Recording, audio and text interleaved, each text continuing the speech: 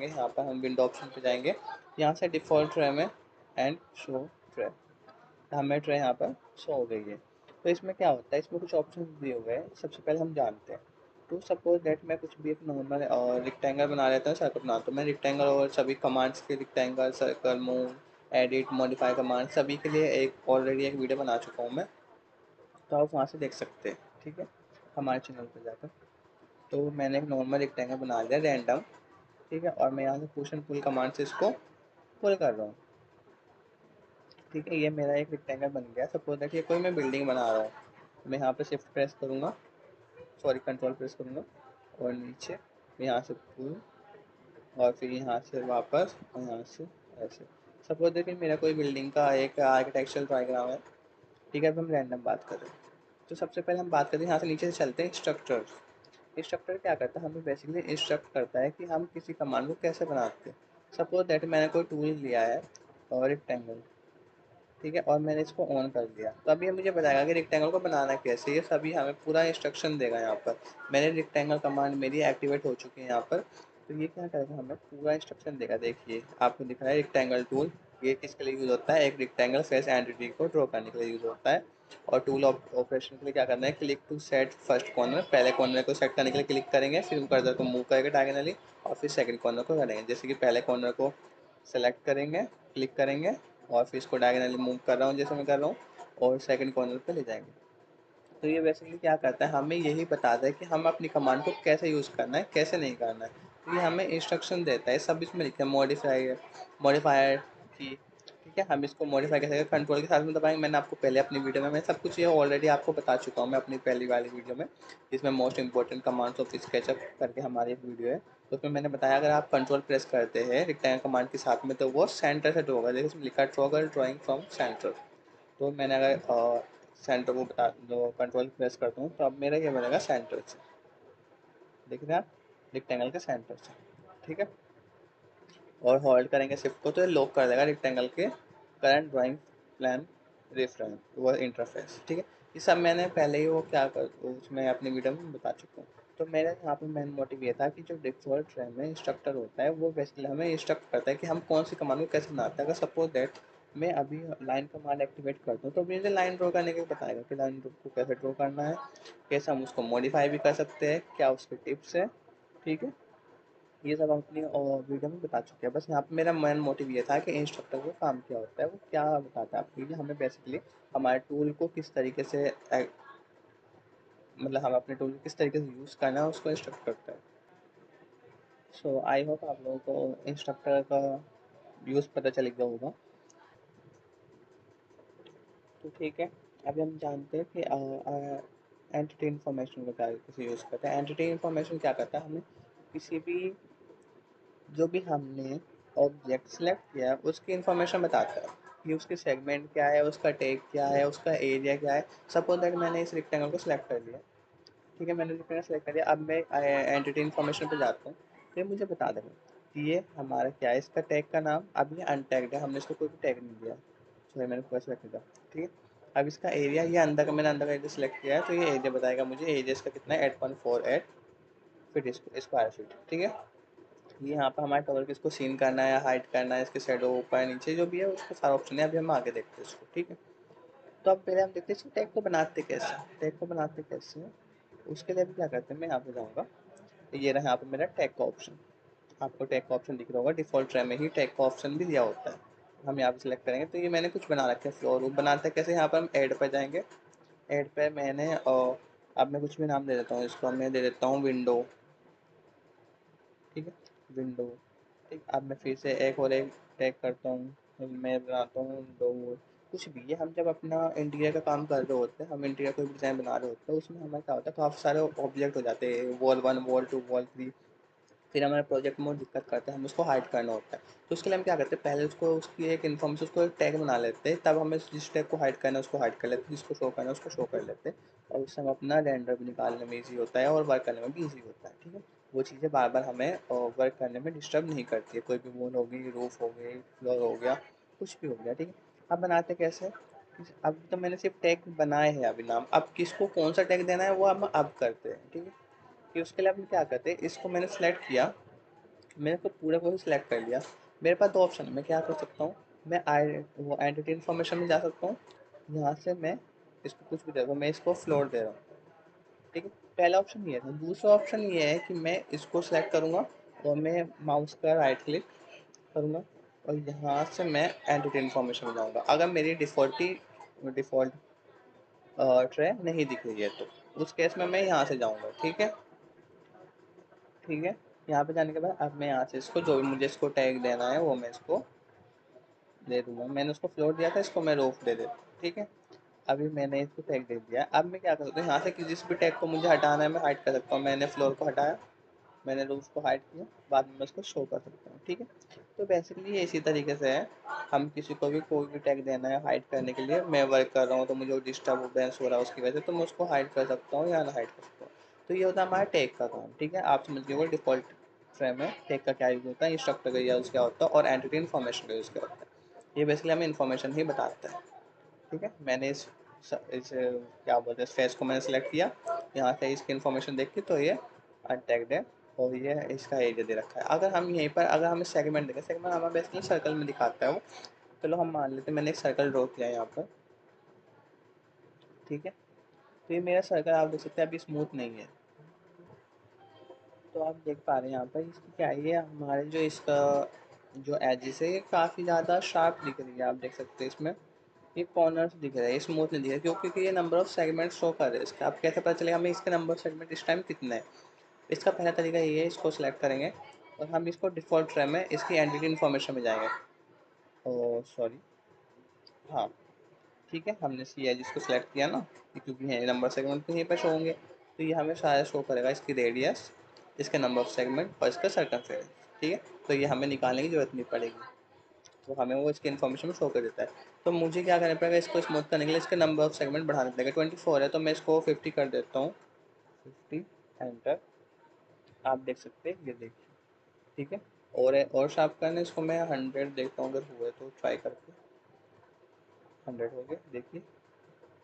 और भी ज़्यादा आगे तक जाना है तो मैं इसको 150 कर देता हूँ, ठीक है। तो ये इतना ही शार्प उसको स्मूथ दिख रहा है हमारा सर्कल, ठीक है। ठीक है, यहाँ से हम समझ गए इसको सर्कल के लिए इसमें नंबर सेगमेंट बढ़ाने का काम आता है। तो ये बेसिकली हमारे इन्फॉर्मेशन बताता है, किसी भी एंटिटी की इन्फॉर्मेशन बताता है, नाम से पता चल रहा है, ठीक है। तो चलिए अभी हमने एंटर इन्फॉर्मेशन समझ लिया। अब हम बात करते हैं मटेरियल की। मटेरियल में बेसिकली कुछ नहीं है, आपको जिस भी चीज़ पर आप अपने एक्सटीरियर में, अपने फसाड में, अपने इंटीरियर में, अपने रूफ पर, फ्लोर में, सीलिंग में, जिस भी चीज़ में आप अपना को जो भी मटेरियल लगाना चाहते हैं वो यहाँ पर शो हो जाता है। जैसे मैं इसको ओपन किया, यहाँ से मेरा आप देख सकते हैं pattern, roofing, stone, synthetic surface, tiles, water, कुछ नहीं करना है, सिर्फ उसको सेलेक्ट करना है। जैसे मानो मैं कोई रूफ पे लगा रहा हूँ, रूफिंग पे मैंने ये कुछ भी क्लैडिंग टाइप के ले लिए, मटेरियल स्टैंडिंग, ठीक है। कोई सा भी मैं इसमें से ले लेता हूँ मटेरियल और मैं उसको सेलेक्ट कर लेता हूँ सरफेस को, ये मेरा लग गया उसका मटेरियल, ठीक है। तो ये कुछ नहीं है, बहुत सिंपल है। सपोज दैट मैं कोई भी स्टोन लग रहा हूँ, तो मैंने यहाँ से सिलेक्ट किया मटेरियल और यहाँ पर सिलेक्ट कर दिया, ठीक है। दूसरा मटेरियल है, यहाँ पे सिलेक्ट कर लिया। सपोज दैट मैं कोई भी वाटर लेता हूँ जिसमें मुझे वाटर इफेक्ट शो करना है, वहाँ पर सपोज दैट मेरा कोई भी पॉन्ड है या फिर वाटरफॉल है तो मुझे वहाँ पे वाटर इफेक्ट शो करना पड़ेगा, तो मैं यहाँ से वाटर ले लेता हूँ, ठीक है। ये डिफरेंट डिफरेंट वाटर्स के भी यहाँ पे मटेरियल्स है, कुछ में आपको उसके अंदर का शो होगा, कुछ में नहीं होगा, ठीक है। तो ये अभी तो मैं सिर्फ यहाँ पर आपको रैंडम लगा कर दिखा रहा हूँ, जब आप अपने कोई भी डिज़ाइन बनाएंगे, हम लास्ट में अपने कोई एक वीडियो बनाएंगे जिसमें हम मैं आपको पूरा आपको एक प्लान से लेकर 2D प्लान से लेकर 3D एलिवेशन तक, उसका इंटीरियर तक, मटेरियल्स कैसे इंप्लीमेंट करने हैं, पूरा मैं आपको एक वीडियो में, या फिर आप चाहे तो मैं प्लेलिस्ट बना सकता हूँ आपके लिए, तो आप मुझे कमेंट में बता दीजिए, ठीक है। आपको प्लेलिस्ट चाहिए या फिर पूरी की पूरी 2-3 आवर्स की वीडियो चाहिए, ठीक है। क्योंकि बेसिकली लोग बाग आज के टाइम में इतनी लंबी वीडियोस नहीं देखते, तो प्लेलिस्ट तो थोड़ा ईजी हो जाता है। तो आप मटेरियल तो समझ गए होंगे, मटेरियल किस तरीके से लगाना है, कुछ नहीं है, सिर्फ सेलेक्ट करना है।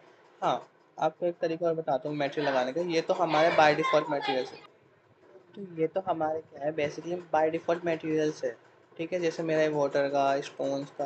अब मुझे यही नहीं चाहिए, मुझे कोई और सा मटेरियल लगाना हो तो, मतलब स्टोन्स में भी काफ़ी सारी वेराइटीज़ होती है ना। सपोज दैट मुझे वॉलपेपर लगाना है, इसमें तो वॉलपेपर का ऑप्शन ही नहीं है, इसमें वुडन कवर है, ये तो सिर्फ सिंपल से है। अगर मुझे कोई दूसरा एक्स्ट्रा चाहिए, कि आज के टाइम में मटेरियल्स इतने होते हैं कि आप काउंट भी नहीं कर सकते, बहुत ही ज़्यादा मात्रा में मटेरियल होते हैं। ये रोप पे भी सिर्फ इतने ही ऑप्शन नहीं है, बहुत मार्केट में बहुत ऑप्शन है। और वो क्लाइंट के ऊपर डिपेंड करता है वो किस टाइप का मतलब मटेरियल चाहता है, तो उस हिसाब से हमें देना पड़ेगा उसको। तो इसके लिए हम क्या करते हैं, हम इसको गूगल से भी डाउनलोड करके हम लगा सकते हैं। कैसे लगा सकते हैं, अभी मैं आपको डाउनलोड तो नहीं करूँगा, आप सपोज करना कोई भी एक टेक्सचर की इमेज डाउनलोड करना। आपने मेरी डाउनलोड कर लिया, आपके और क्या बोलते हैं, आपके लैपटॉप में वो सेव हो गई है। उसके बाद हमें उसको स्केचअप में कैसे लाना है मैं आपको ये बता सकता हूँ। उसके बाद हम क्या करेंगे, यहाँ से क्रिएट मटेरियल, हम खुद का एक मटेरियल क्रिएट करते हैं। फिर यहाँ से हम क्या करेंगे, browser for material image file. ठीक है, मैं यहाँ से ब्राउज़र से कोई भी मटेरियल लूँगा, तो मेरे फोटोज़ में,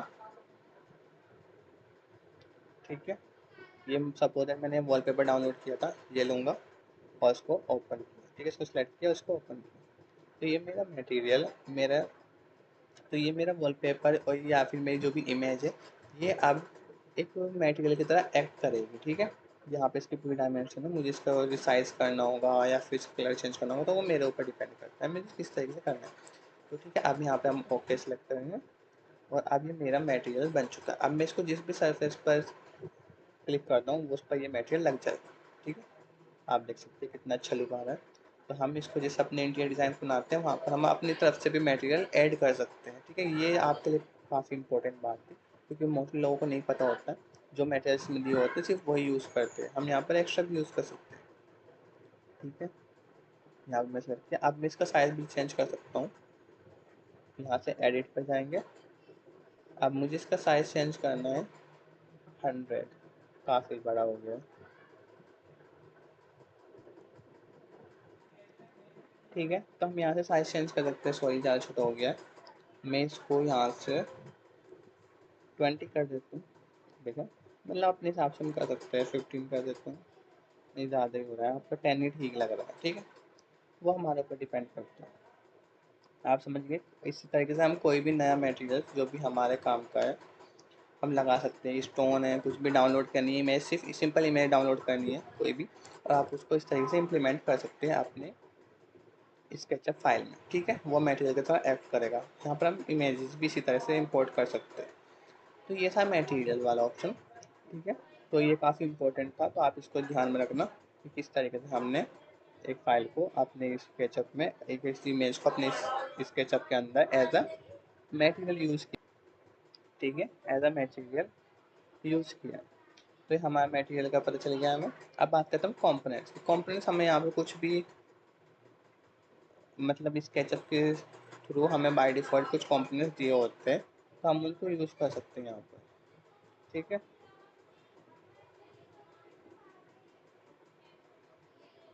ठीक है, ये कुछ आर्च, टॉप, डोर, ये सिंपल हमारे स्केच के अंदर हमें जो दिए होते हैं, ये हमारे वही है।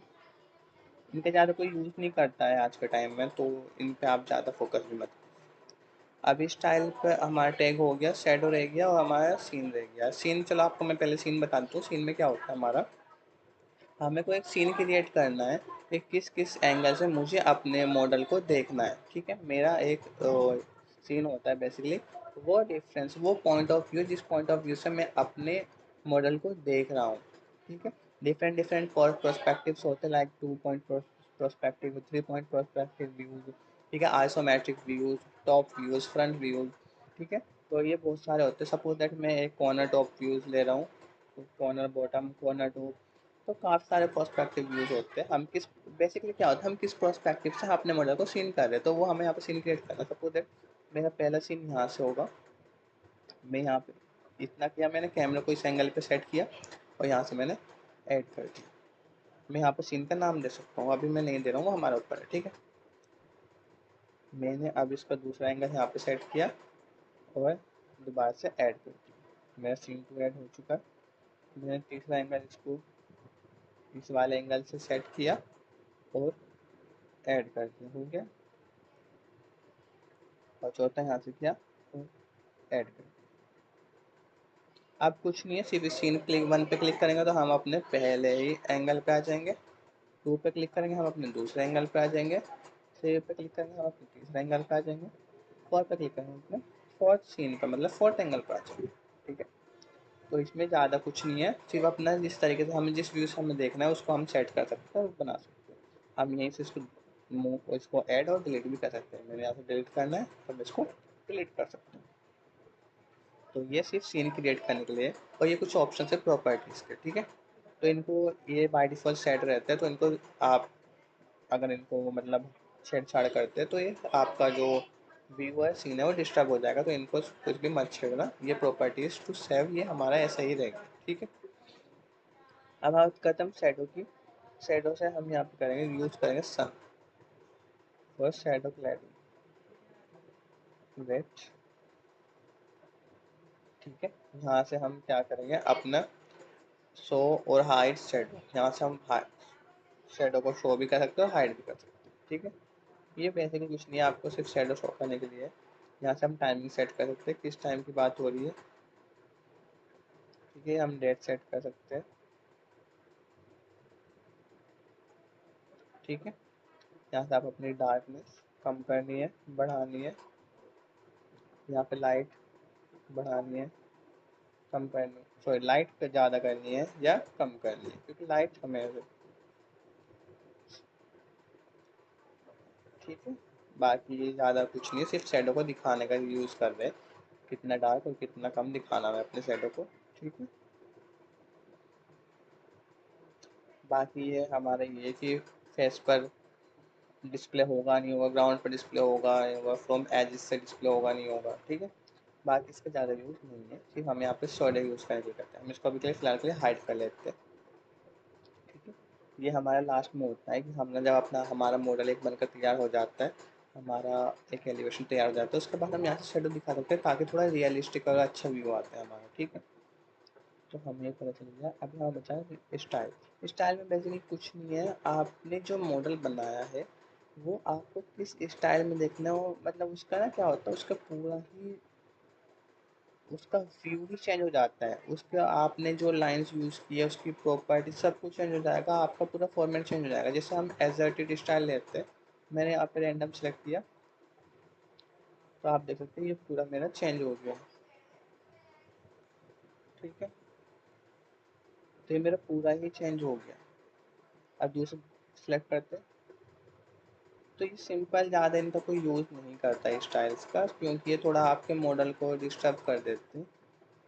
अब ये आपको अच्छा लग रहा होगा, पर जब आप इसको बड़ा अपना कोई एलिवेशन बना रहे होंगे, उसमें काफ़ी सारे नंबर ऑफ लाइंस होगी, काफ़ी सारे कंपोनेंट्स होंगे, काफ़ी सारे एलिमेंट्स होंगे, तो उनके लाइन से डिस्टर्ब होगी और काफ़ी ज़्यादा कंजस्टेड हो जाता है, तो इतना अच्छा नहीं लगता। हाँ, आप इस ऐसे कह सकते हैं कि आप किसी छोटी चीज़ को डिफरेंट फॉर्मेट में डिफरेंट स्टाइल में शो करना चाहते हो, वहाँ पे इसका यूज़ कर सकते हैं। बाकी इसका ज़्यादा कोई यूज़ नहीं करता है। ठीक है, ये आप इसके देख सकते हैं डिफरेंट डिफरेंट स्टाइल से। हम अपना बाय डिफ़ॉल्ट में जाते हैं, और हमारा आई थिंक बाय डिफ़ॉल्ट ये वाला था। ठीक है, तो हमारा अभी कुछ बचा है, हमने सारी चीज़ें कवर कर ली। एंड एंटिटी इन्फॉर्मेशन को पता किया है, इससे हम इन्फॉर्मेशन पता करते हैं किसी भी हमने सेलेक्टेड फेस, एजिस, या फिर कोई एलिमेंट्स, कोई भी ऑब्जेक्ट, कोई भी ग्रुप, कोई भी कंपोनेंट, उसकी इन्फॉर्मेशन को बारे में पता करते हैं। मटेरियल से हम कोई भी मटेरियल लगा सकते हैं, और मैंने आपको बताया था अगर हमें कोई मटेरियल इसमें बाय डिफ़ॉल्ट नहीं दे रखा है, कोई वॉलपेपर, कोई स्टोन, हमें लेकिन वहाँ पे वो मटेरियल शो करना है, तो हम उसके लिए यहाँ से हम क्रिएट कर सकते हैं मटेरियल अपनी सेव फाइल से। हमें कोई भी फाइल डाउनलोड करनी है, कोई भी फोटो या इमेज डाउनलोड करनी है, उसको यहाँ से हम इसमें इंपोर्ट कर सकते हैं एज अ मटेरियल।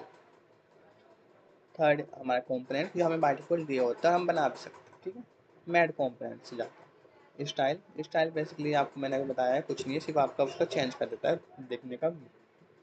टैग, आप किसी भी ऑब्जेक्ट को अपना टैग दे सकते हैं, जैसे हम स्केचअप के अंदर ग्रुप बनाते थे, हाइड करना, अनहाइड करना, हाँ लेयर्स बनाते, सॉरी ग्रुप नहीं, लेयर्स बनाते थे स्केचअप उसके ऑटोकैड के अंदर। ठीक है, हमारा डेबिट के अंदर लेयर्स बनाते, 3ds मैक्स के अंदर लेयर बनाते, तो यहाँ पर हम टैग बनाते हैं, लेयर का ही काम करते हैं। ठीक है, बाकी कोई डिफरेंस नहीं, कुछ भी डिफरेंस नहीं, हम इसी तरीके से टैग्स बनाते हैं, सिर्फ नाम का डिफरेंस है। ठीक है, हाँ, यहाँ पे शेडो से ऑप्शन हम शेडो यूज़ कर सकते हैं। मैंने आपको बताया कैसे यहाँ पे शो एंड हाइड शेडो करना है। यहाँ पे हम सीन क्रिएट कर सकते हैं, मैंने आपको बताया था। ठीक है, ये किस तरीके से हमने सीन क्रिएट किया है। और यहाँ पे हम इंस्ट्रक्टर हमें जो इंस्ट्रक्शन देता है कि हमें अपने कमांड को या टूल को किस तरीके से यूज़ करना है, तो वो हमारा इंस्ट्रक्टर काम करता है। ठीक है, तो आई होप आप लोगों को वीडियो काफ़ी अच्छी लगी होगी और समझ में भी आई होगी। तो आप मुझे कमेंट करना अगर मैं पूरी ही एक प्लेलिस्ट बनाऊं जिसमें हम अपना पूरा एलिवेशन 2D से 3D तक हम इसमें पूरा शो करेंगे, तो आप हमें कमेंट में बताइए। और आई होप मिलते हैं नेक्स्ट वीडियो में जिसमें हम और भी ज़्यादा डिफरेंट कमांड्स और डिफरेंट टूल्स के बारे में बात करेंगे। ठीक है, थैंक यू।